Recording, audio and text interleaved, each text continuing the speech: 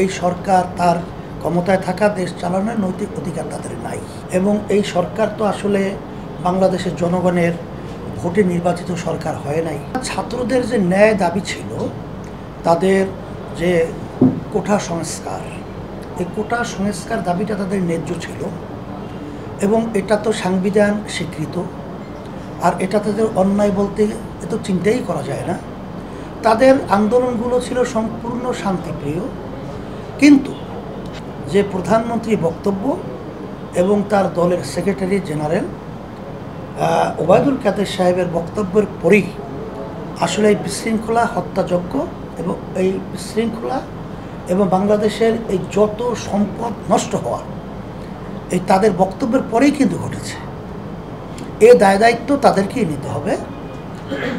সেই দিকে লক্ষ্য রেখেই আমরা মূলত ছাত্রদের এই ন্যায় দাবির পক্ষে এবং এই তাদেরকে যে অন্যায়ভাবে হত্যা করা হয়েছে এই বিচারের দাবিতে এই সরকারের পতন সহ, এবং এই সরকার তো আসলে বাংলাদেশের জনগণের ভোটে নির্বাচিত সরকার হয় নাই, এটা সম্পূর্ণ জালিয়াতিভাবে একতরফাভাবে তারা নির্বাচিত হয়েছে বিধায় এর পদত্যাগ এবং এই সরকার তার ক্ষমতায় থাকা দেশ চালানোর নৈতিক অধিকার তাদের নাই। এখানে জামাত, বিএনপি, আদার্স অন্য কোনো রাজনৈতিক দল এটা এখন আমাদের বিবেচনা না।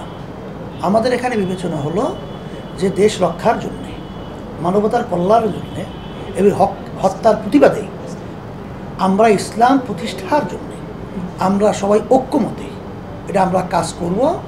এটা আমরা সে পরামর্শ ভিত্তিক ওইভাবে সিদ্ধান্ত নিয়ে কীভাবে কাজ করলে লক্ষ্যে পৌঁছা যায় সেটা আমরা সিদ্ধান্ত করবো ইনশাআল্লাহ।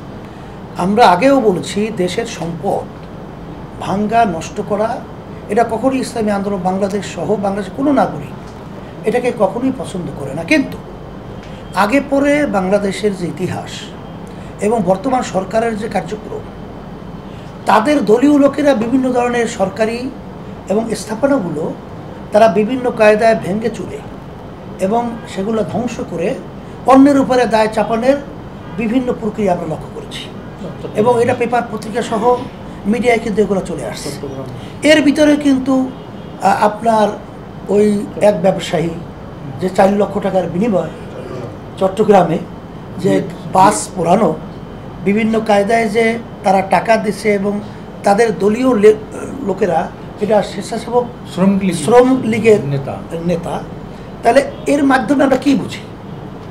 এই ভাঙচুর কারা করছে, কে করছে, এটা এখন অনেকটা আমরা তো সন্দেহের মধ্যেই আছি।